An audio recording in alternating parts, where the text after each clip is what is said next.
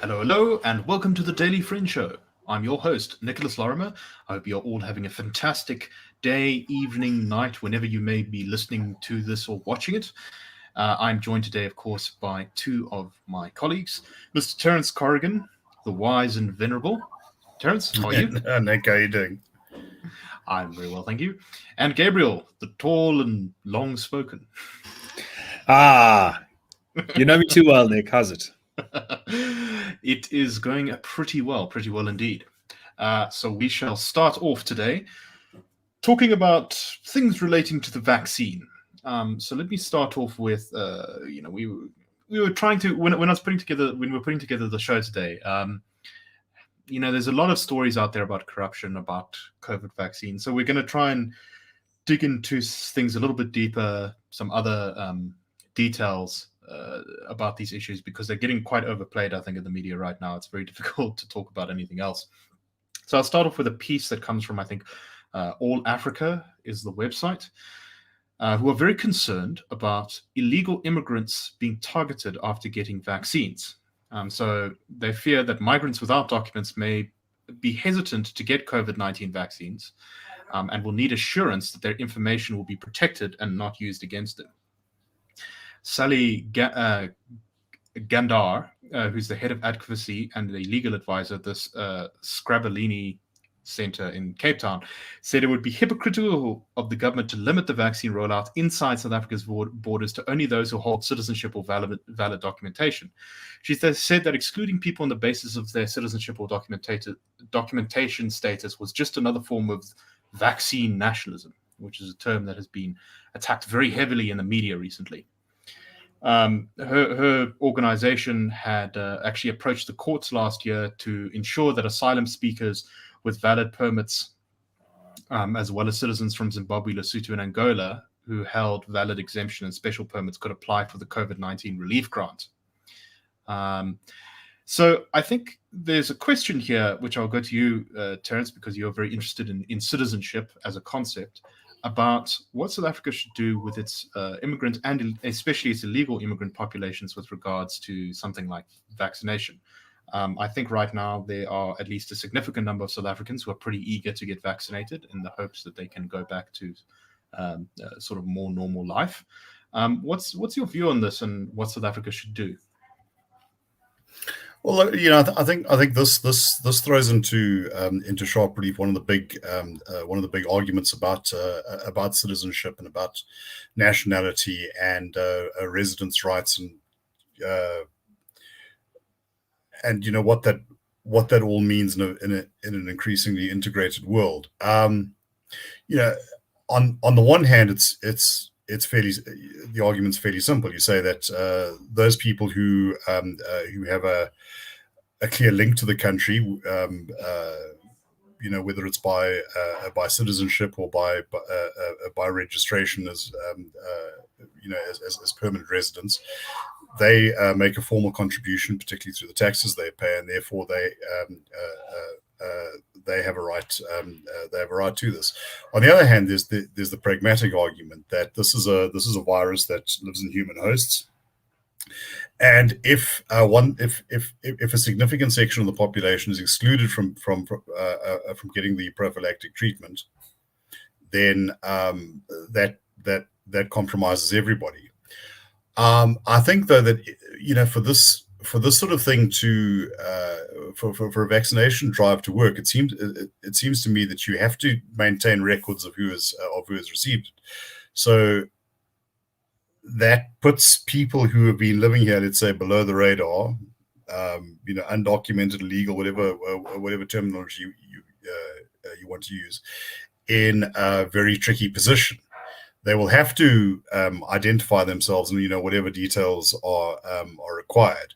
And I imagine this will mean some sort of home address, because I imagine this will have to be carried out, with some sort of geographical reference points.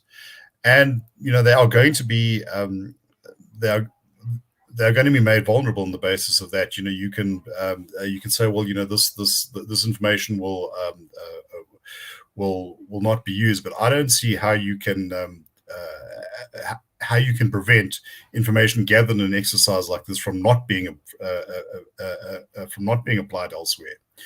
So I don't know, and I think that also then reflects on the government. If it wants to, if it does regard a residence in South Africa as something that it wants some sort of control over, well then, let's say its whole bluff is called if it actually is in some way receiving this information and doesn't act on it. There's an element of farce, that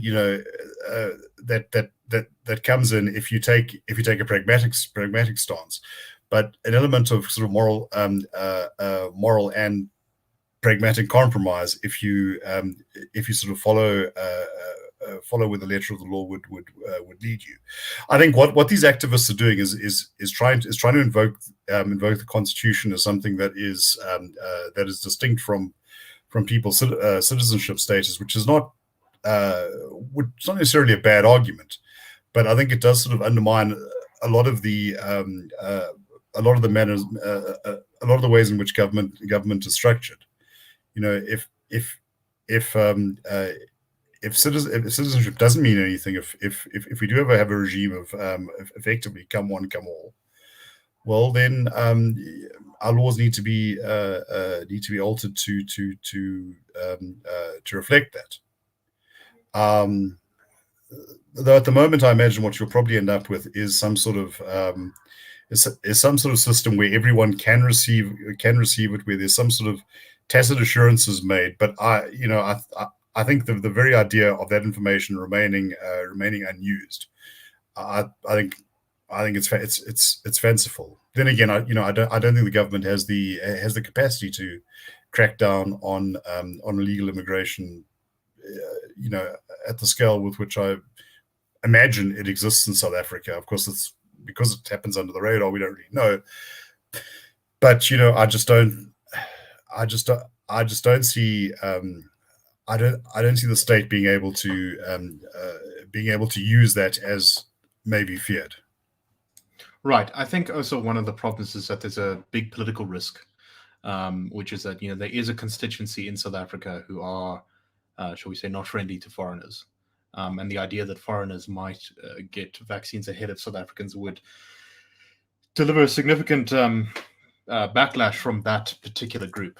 Although I think that's quite a complicated issue, and maybe Gabriel can say something about it. But we also want to talk about another issue to do with countries, with things coming from abroad and vaccines, and that is Russia's Sputnik vaccine.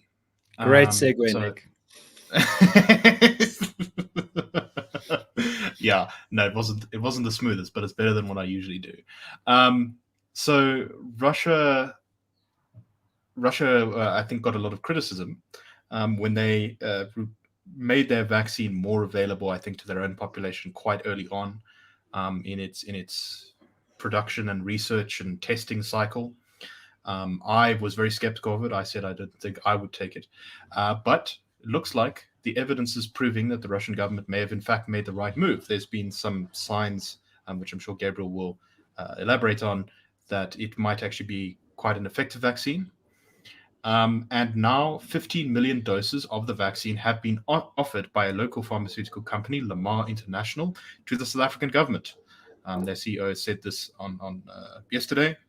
He told Business Day that if the vaccine was approved by SA's medicines regulator, they could get 15 million doses of the Sputnik V or Sputnik 5 vaccine to be delivered in May, which would be very useful to the government, which has completely bungled most of the vaccine procurement. Gabriel, your thoughts on what we were just discussing with Terence, if you have any, and also on the Sputnik vaccine.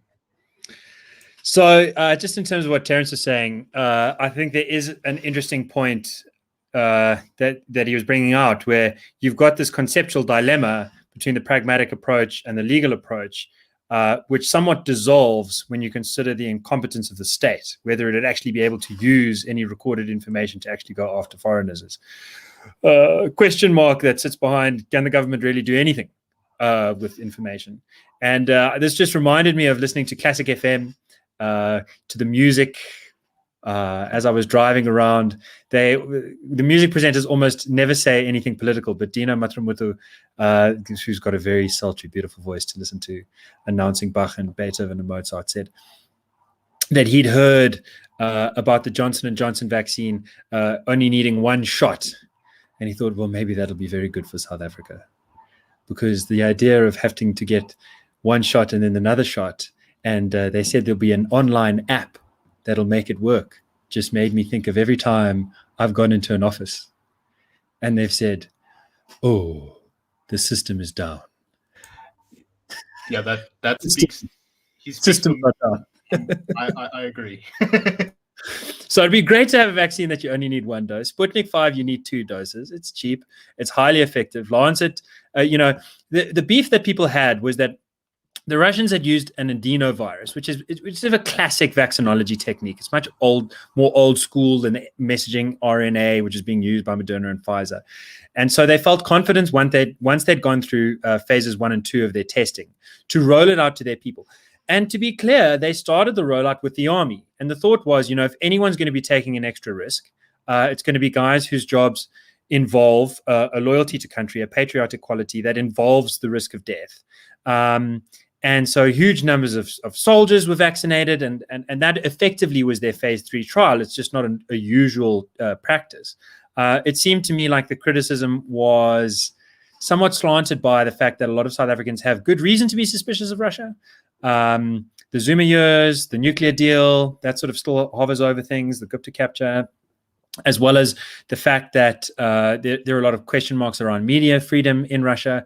But yeah, I think all of that was put to bed by the publication in Lancet Journal of phase 3 clinical analysis, control group, 20,000 subjects, 92% effectiveness, very much in the top tier.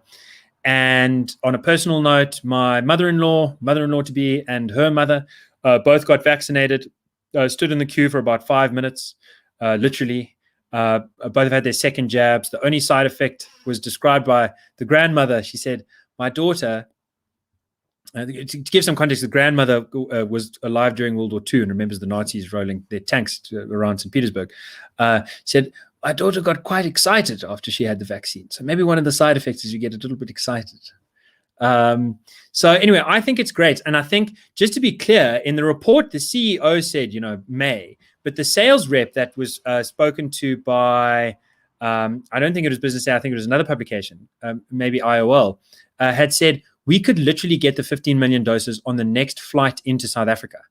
If SAPA approves this thing, we could get it in on the next flight to South Africa. So given the fact that we've just had the AstraZeneca debacle, where it's been put on hold because the effectiveness for basically transmission, it's still AstraZeneca's Oxford vaccine is still very good at stopping people from dying or getting severely sick.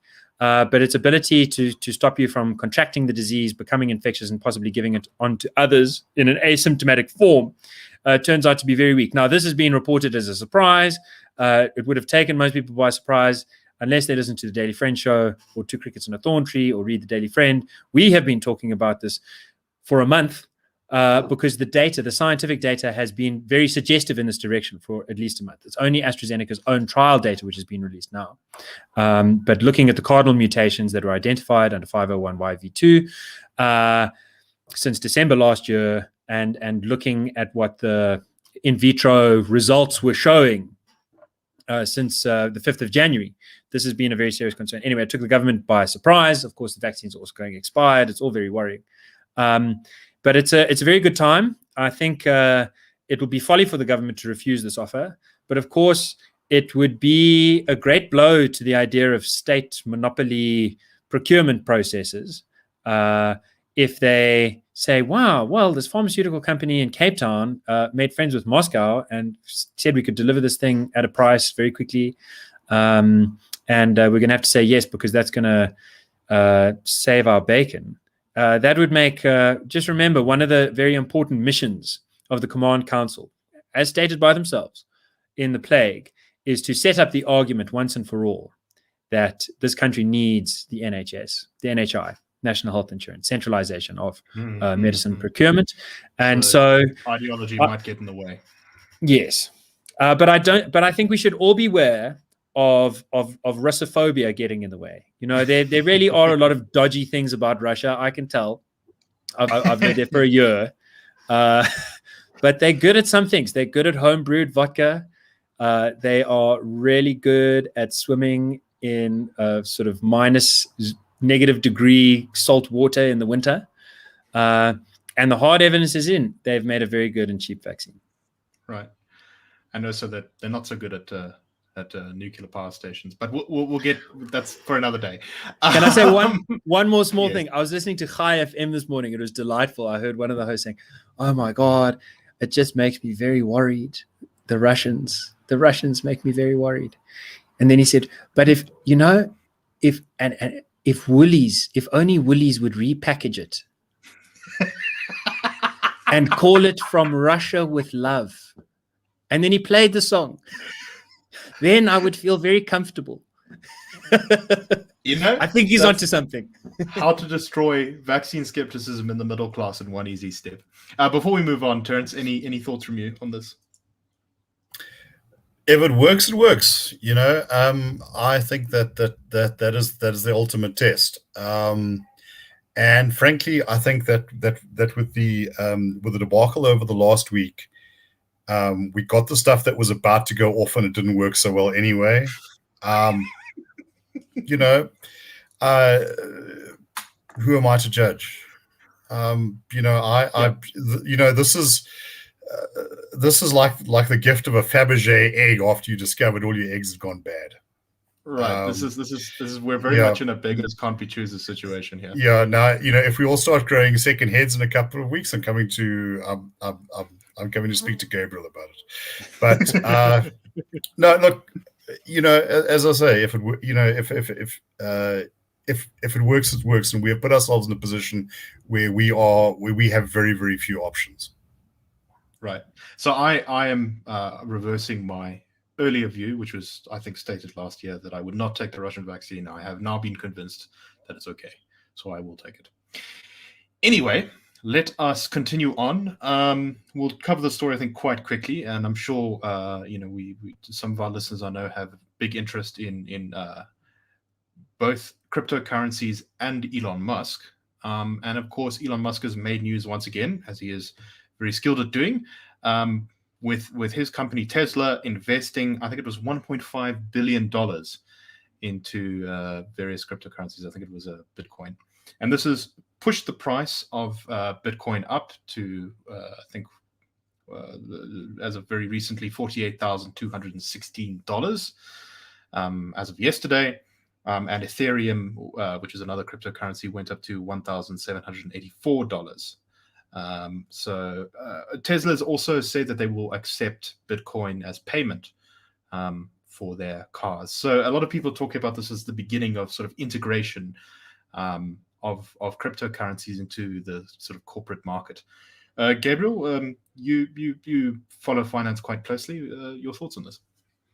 Yeah, so I think the idea that Bitcoin is going to become a means of exchange, that you'll go and buy your McDonald's or your new T-shirt with a Bitcoin fraction, is still highly overrated. But as an investment, the argument is becoming stronger and stronger. And one of the things to look at is the American macroeconomic situation. We have been sort of in consultation with our colleagues at the Center for Risk Analysis, and they've been developing an idea quite robustly, which I discussed in Frans Cronje, our CEO's recent book, The Rise or Fall of South Africa, which is basically asking the question, is there a bubble in American assets? And American securities in particular. So that's both bonds and stocks. The traditional view is that when the stock market is hot, the bonds go down because people are all trying to make big money on the stock market. When the stock market is looking edgy, everyone buys US treasuries, buys their bonds, buys government debt, because that's a very safe haven bet. Also, when there's global tumult like last year, American bonds do very well. But if you look at historic trends going after the last 20 years, going over the last 100 years, it looks like both the stock and bond market together are priced at significantly higher than what one would usually expect levels. Now, there could be various things to explain this, and we're not going to get into all of the details. But the point is that there is some reason to suspect that very low interest rates combined with huge amounts of money being injected into the system have created... right, the US Congress is, I think, injecting another $3 trillion in the coming months into the US economy, which is quite spectacular. Yeah. And this kind of thing has been happening in Europe, in the UK, in Japan, in America for basically since the global financial crisis. We've been living in very low interest rate worlds, very high monetary circulation worlds, but most of that money has been sitting in securities. It hasn't been filtering through down to the consumer or to wage increases for the most part. And so the question is, if you think that there's a bubble in the bond and stock market combined, where are you going to bet? What's left? And traditionally, the bet would be gold, or some hard store of value like that. But in the 21st century, we've got these blockchain technology currencies. And I think that's part of the value add proposition of them, is that basically it's a way to hedge against the developed world and against America in particular. And I think it's curious that I think the American company with the highest market capitalization, I think it's currently most wealthy capitalists, are in this sense hedging their bets against the market that they're inside. And yeah, for now, all I can say is watch this space. I think that it'll continue to be very volatile, which is part of the reason I don't think it's a good medium of exchange. It's also very expensive to use in terms of just electricity cost because of the blockchain technology. This is why it's going to be hard to buy cigarettes with it.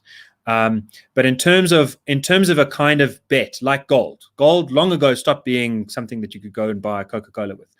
But it's continued to be an interesting way of hedging against markets. And that seems to be a position that Bitcoin has now really entrenched itself in. I think, once it's gotten where it is now, I don't think it's going away. Indeed, very interesting. And I'm sure some of our viewers and listeners will have thoughts as well. So do comment if you are watching us on YouTube about that. Anyway, Terence, anything to add before we move on? Yeah, I just think that, for someone like myself who dates to before the great computer era, we said before the year of the personal computer, this is all hugely, new and vaguely intimidating. But the world moves faster than it did. I do hear that cryptocurrencies are getting a small footprint in places like Zimbabwe, where the local currency is simply of very little use, and the sort of foreign equivalents are difficult to get hold of. So who knows? You might find a situation at some point in the future where your money supply is in some way just divorced from your political structure, which would be quite interesting. And I'm sure that's I know there's many libertarian people who are very excited by that idea for various reasons. But anyway, I'm sure we will return to Bitcoin and cryptocurrency again. Let us move on to geopolitics. So we're going to talk a little bit about the South China Sea dispute. And the most recent development is that 2 U.S. aircraft carrier groups have conducted exercises in the South China Sea. The Theodore Roosevelt Carrier Strike Group and the Nimitz Carrier Strike Group, according to the U.S. Department of Defense, quote, conducted a multitude of exercises aimed at increasing interoperability between assets as well as command and control capabilities. This is the first dual carrier operation in the sea since last year. And China has reacted very angrily to this, said that the show of force, was their words, was not conducive to regional peace and stability. China will continue to take necessary measures to firmly safeguard national sovereignty and security, and will work with countries in the region to firmly safeguard peace and stability in the South China Sea, said a spokesperson for the Chinese government, Wang Weibin. This is the latest in a series of sort of tense moves by both China and the US. At the beginning of the year, just as Biden was being inaugurated as president, the Chinese flew some nuclear-capable bombers through airspace that is traditionally considered part of Taiwan. There are also some islands that are controlled by Taiwan, which of course China claims, but is independent government. And those islands are currently having their sand stolen by Chinese dredgers, which get chased off by the Taiwanese Coast Guard. But apparently that activity has spiked massively in recent days. So, Terence, what do you make of this latest move? I mean, it's fairly routine for the US to sail ships through this area, but tell us a little bit, actually, I think, about the dispute overall and what the US is trying to do here. Well, look, if you look at a map of that part of Asia, going from South Korea down to the Philippines, those are all sort of American allies in one way or another. South Korea, Japan, Taiwan. Vietnam is a different case on the Asian mainland, but also long-standing issues with China, which I think for its ruling elites makes China a far bigger worry for them than America, with whom they've had a checkered history. But apparently, if you go to Vietnam, the Vietnam War is something that they talk to tourists about. They've got present-day problems. Now, China has asserted a claim to a massive swathe of the sea, which goes, it's kind of like, you sort of think of this as the gerrymander, where your constituency is drawn to take in all sorts of convenient things. And it's basically sweeps down into areas which I think by any logical interpretation belong to the Philippines, Malaysia, etc., etc. Now, China has been expanding its military at an energetic clip, and one of the things that that is on its bucket list is a blue water capable navy. That puts it that puts it on a collision course with countries like Japan, with Taiwan. There's been big issues with the Philippines, all of which look to America for their security guarantee. And I think what the American military now is doing is demonstrating that it's there and it's there in force, and it's there seriously. In fact, the president of Taiwan picked up on this. China, of course, is usually quite careful and quite deceptive in the way it chooses its words. So yes, we will work with regional or neighboring countries. Therefore, not the intrusive external force of the United States for peace and security, which will be on our terms. China being the natural leader of that region, and absent a firm commitment from the United States, it would probably be very difficult for those countries in the long run to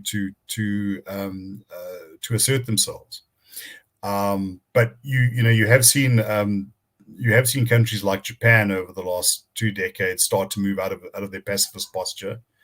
Australia has been talking about accelerating the modernization of its military. But as has been pointed out, these are democracies that have become very comfortable, and they've become very comfortable under the blanket of American protection. And I think the thing that the Trump era did was to shake that up. That the idea that they're not paying their way.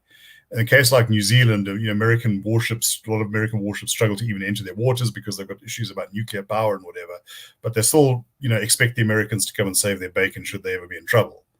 It's not always an appealing prospect to American policymakers or, frankly, to American taxpayers. And there is a sense that these countries which have the more immediate problems, and like Japan and Australia are very wealthy, actually need to do more than simply accelerate what they were planning to do up to 2050 or whatever the time was, but start prepping themselves for what could be a much more imminent threat. Indeed. If I could just hop a big flashpoint. 60 seconds, Gabriel. So I just think it's worth adding that the French Navy was also involved. I can't remember exactly the capacity, some submarines, some other ships. And I think that's important, that America is not acting totally unilaterally, in part because of this point that Terence is bringing out, that one oughtn't to see the balance of forces in that part of the Pacific to be a contest between Washington and Beijing. One ought to rather see it as a contest between, I suppose, reason-responsive democratic governments and an autocratic power that they're worried about, and just sort of trying to keep a reminder that should Beijing want to solve its problems at home by projecting hard power abroad, it will be met with resistance that is overwhelming in force. And that might change one's way of thinking about this. Of course, it's very scary either way, whenever there are heavily armed ships going around. And the Chinese have a aircraft carrier that they got from the Soviets. Right. They're still quite far behind in aircraft carriers, but they're trying to catch up. Anyway, that's all the time we have for today. Thank you very much for listening. If you want to support the Institute of Race Relations and the Daily Friend Show, please go to irr.org.za, click the Join Us button, give us your details, and sign up to become a friend of the Institute. Please leave us reviews, share this video. If you thought it was interesting, please give us a thumbs up. And we thank you very much for listening. Cheers, everyone, and have a wonderful day.